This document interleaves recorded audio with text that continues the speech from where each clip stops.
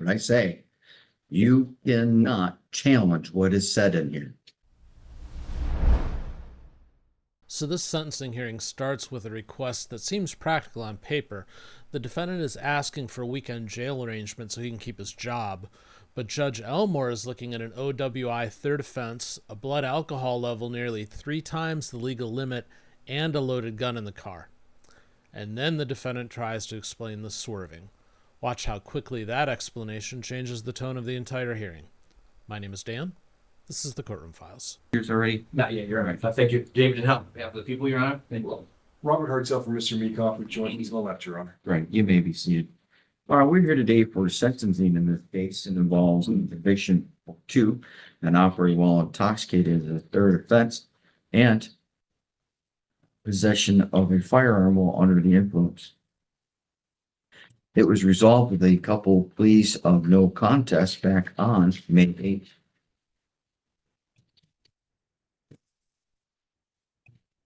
One moment. Yeah, there we go. I knew I had something else.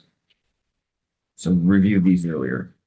All right, so also before we get to the pre-sentence investigation report, this court received last, I think it was Wednesday or Tuesday, a Catholic Human Services report on Mr. Meekoff, talking about or giving me an alcohol or substance use assessment. I read through that, made some notes and things like that. So I covered that last week, and also received by my office on that same day was a mitigation report for Mr. Meekoff. And normally I make notes, so give me just a moment.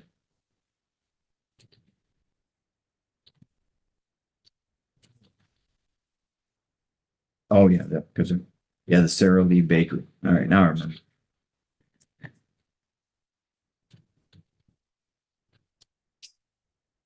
And then attached to that were several letters. We have one from Dr. Deere, who is at the Lakeshore Community Counseling Center.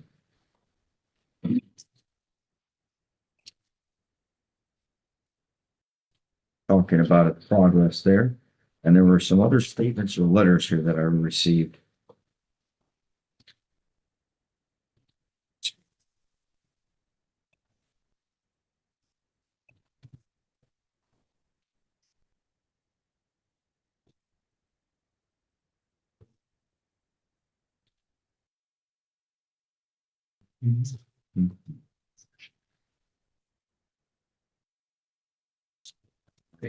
And it looks like he's done a pretty consistent job here with attending AA classes. All right, let's turn right back here to the pre-sentence investigation report. Mr. Denham, do people have any amendments, corrections, or objections to make to the contents of that report? Thank you, Your Honor. I have reviewed that report thoroughly, and I have no proposed corrections, additions, or deletions. Great, thank you. Mr. Hartel, same question, sir.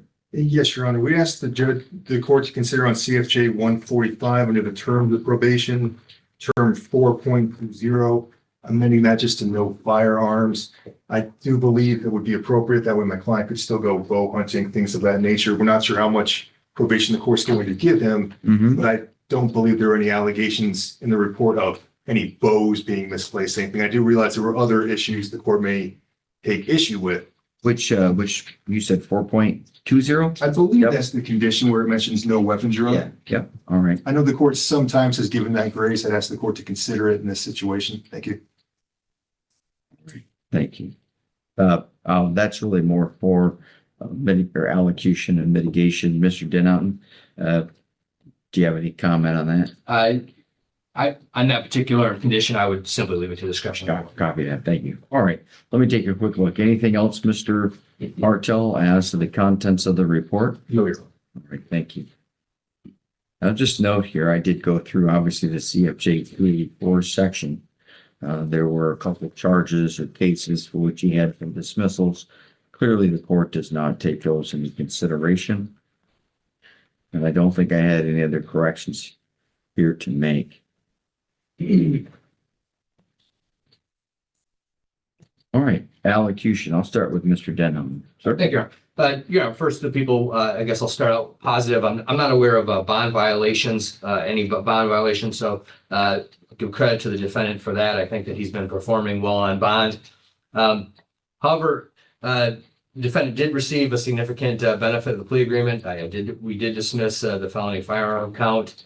I support the recommendation. The incident itself involved allegations, being on the lookout call. Allegedly, the defendant was all over the roadway. Ultimately, he was found at the local Wesco. He was somewhat non-compliant. When the blood draw was done, which was approximately 2 hours after the incident, so a significant period of time had elapsed, he still had a blood alcohol content of 0.239, which is, as the court is aware, about 3 times over the legal limit. So significant. I think we need to let him finish out if you know. Hold on just a minute. Go ahead, Mr. Manure. Okay, so significantly over the legal limit. There was a loaded gun in the vehicle. There were vodka bottles, at least 2. The PSI report notes that there's been a series of drinking and driving convictions in a relatively short span in the last few years. The defendant, I guess, reached my radar and of some concern on the 2024 incident, the failure to report an accident. That involved the defendant running into the backside of a manure spreader that was going 33 miles per hour at the time. He went into the ditch, went through the windshield. Witnesses indicated that blood was coming from his nose, and he was picked up from someone. So that raised some concerns for the people, given that scenario. He was not at the scene, so he was not charged. I'll leave it at the leaving the scene of an accident. But certainly that raised some additional concerns separate and apart from the OWI convictions. I do support the recommendation, Your Honor. I would respectfully request the court follow the recommendation of the probation department. Mr. Hartel, did we miss something? Did there need to be a change? Not that needs to be changed, Your Honor. My client may or may not wish to make a statement after my elocution. That's what he was informed. Oh, okay, no problem. All right, thank you. Mr. Hartel, floor is Yes. yours. Thank you, Your Honor. We also recognize that my client received a significant benefit from this plea. We realized there was an absolute minimum sentence as it was charged that would have sent him to prison. We're very glad that's not happening. He's cognizant of that fact here today. He is employed, as the court did note, at Sara Lee Factory. He reminded me earlier this morning, his shift is from 2 a.m. to 2 p.m. Quite the fun shift. I've done a few of those myself at different locations, or things close to them, maybe graveyard shift is my point. We would ask the court to fashion a sentence where he could maintain that employment and do the jail sentence on the weekends. We realize there's a minimum 30 days here, and the court can go above that. But I know sometimes the court does allow, with its grace, to allow my clients to do 48-hour chunks on the weekends. And even though I've informed him you most likely would want a GPS tether on him as you've done in the past, he would be willing to comply with that. He very much so wants to keep this job. He's informed me he has the support of his coworkers. He wants to continue to show them that he can be a good colleague, have his job so that he has good support structure when he gets done with the term of probation, that we don't doubt Your Honor will give him probation as well. He also continues to have the support of his family. I know some friends and family wrote letters. Others, I'm informed, still support him, but just didn't quite get the pen to the paper, but are definitely still there. They may or may not be watching right now, in fact. I would also ask the court to consider allowing him a week before starting any jail sentence so that he could tell his employer exactly what's going on. He was honest with them, he tells me, but because he didn't know exactly what the sentence would be, he obviously wasn't able to communicate that. So if the court give him a little bit of grace before the first day in jail, we'd appreciate that as well.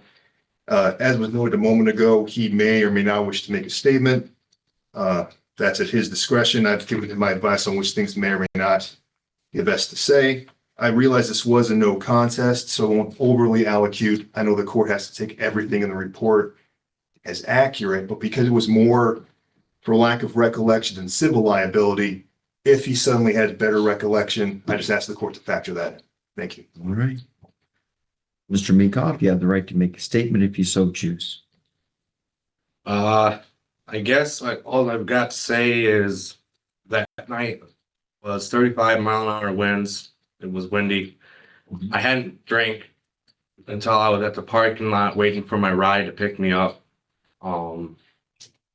Vehicle was off, And the person picking me up did speak to the cop on the phone when he approached me, I was on the phone with them. I guess that's about it. Again, if I could somehow maintain my job, that'd be great. Or if not, I understand. So, okay, I'm sorry, keep going. I guess a week or so I could get my house arranged. That way I could let my landlord know that I'd be leaving the property or whatever. Whose vehicle was this? Well, it was my mother's. How'd you get it? I was working on it. Okay. How do you get to and from work? I get picked up by carpool. That my mom will take me to work.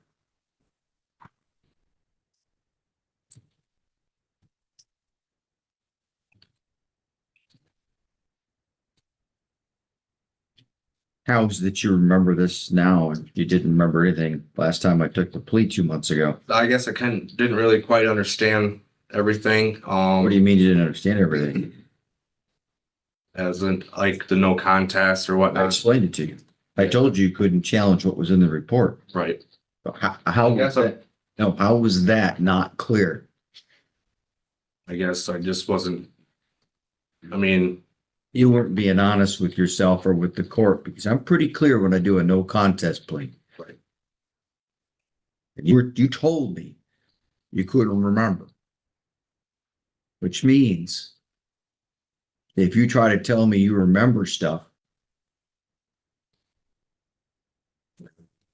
I think you're lying.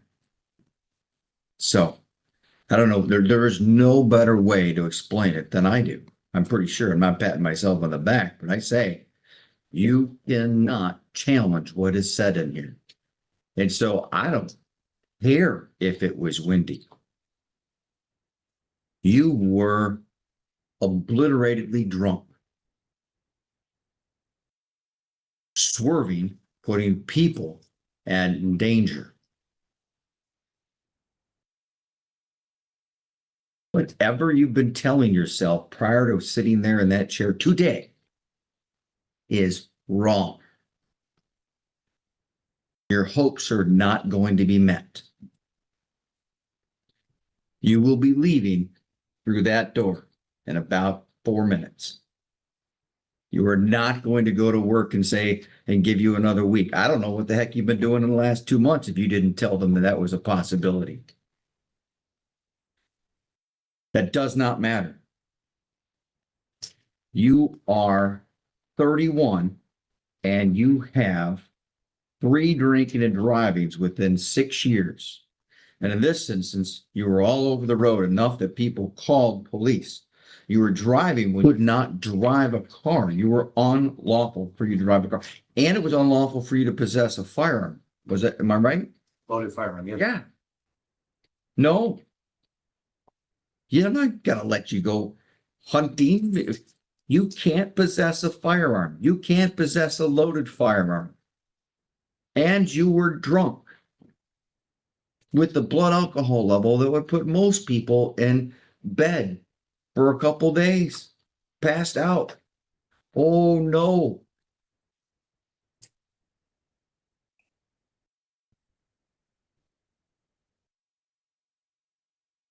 I really hope what you told me was the truth. And if your mom's out there watching and she says, thinks to herself and she goes, well, I kind of let him have it, borrow it. It's her fault then that you got it. If she didn't, then that's not her fault. It's only your fault. I don't want to be insulting to your mother, but I'll tell you, if somebody else was letting you drive their car, they were wrong. Had you killed somebody, it would have been on them too. Yeah. No. I appreciate you've been going to AA. That's great. Because you need it. Now, I'm also looking here, and there's some issues here about, depression and anxiety. I don't see any medications or treatment because apparently you are treating everything with alcoholism. And you began using at a young age 17, 3 to 4 times a week. in the last 13, 14 years. Wow. You set yourself up for failure.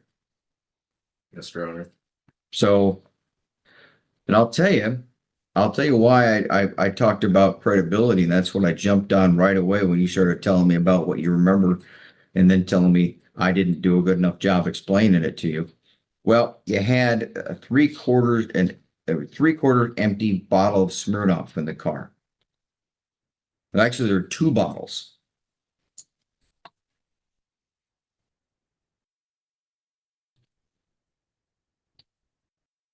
You lied to the cops about what you had been drinking.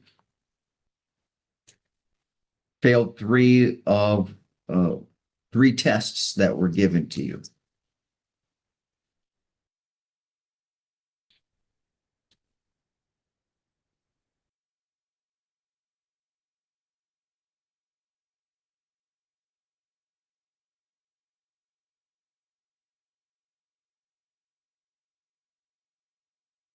So again, 31 years of age, and your criminal history began about 15 years ago. Unlawful driving away of a motor vehicle and malicious damage of property. You were given a chance. Then you have this fail to stop at an auto accident. Then you have in 2019 an open intoxicant vehicle and violence charge, although there's only an open intox for a conviction. Then in 2020, sure enough, open intox and drinking and driving. 2022, open intox and drinking and driving. And then 2023, driving a vehicle while your license was suspended, denied, or revoked. I'm not going to ask, and I don't want you to answer because it ain't going to go well. Boy, I would like to know whose car that was. And then in 2023, which was while you were on probation for the last one, you picked up another driving license suspended, which means deception. You're going to do whatever you want when you think no one is looking. And then 2024, oh my gosh, failed to report an accident and driving license is suspended, denied, or revoked. Now that charge was dismissed, but if you fail to report an accident, it doesn't take much. It's a logical conclusion that you were driving while your license was suspended. And I would love to know whose vehicle you were driving those times. Who's ever allowing you to drive their vehicles? It's too bad on them. And now here you are in about a year, and you've got felony firearm, R&O, which I know those were dismissed, the possession while drunk, operating while your license is suspended and not revoked, which I know that was dismissed, but I could tell if you were drinking and driving, you were driving while your license was suspended. So I've got deception, alcohol, and violence wrapped all under one here. So, yeah, it might be a good employee, but boy, I would never let you walk into my place of business or work without giving you a breath test every single time. So I appreciate that you're getting the help here, and that's great. And I'm going to help. So at the age of 31, you realize your days of consuming alcohol are without a doubt done. Because if you do it again and you get caught, your only next place to go is prison. And I would have no problem sending a fourth drinking and driver to prison. Yes, Your Honor. The court sentences the defendant as follows: 36 months of probation. You have the right to be considered for early release from that probation at halftime if you are successful with the terms and conditions of that probation. The court adopts every single one of the terms and conditions that are listed in CFJ 145, pages 2 and 3. And I find that they're well suited for rehabilitative purposes. In this particular file, the court sentences the defendant to 12 months in the Missaukee County Jail, and he receives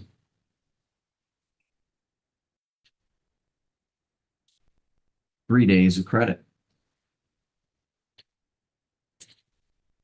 Court assesses a $68 state minimum fee for the felony, and there were two, and the other is a $50 state minimum fee for the misdemeanor, $130 crime victims' right fund fee, a $300 court cost, a $500 fine, a $300 attorney fee for all the processing of this case from beginning to end. DNA fee was already available, apparently. Supervision fees are $30 a month or $60 a month if there's any electronic monitoring.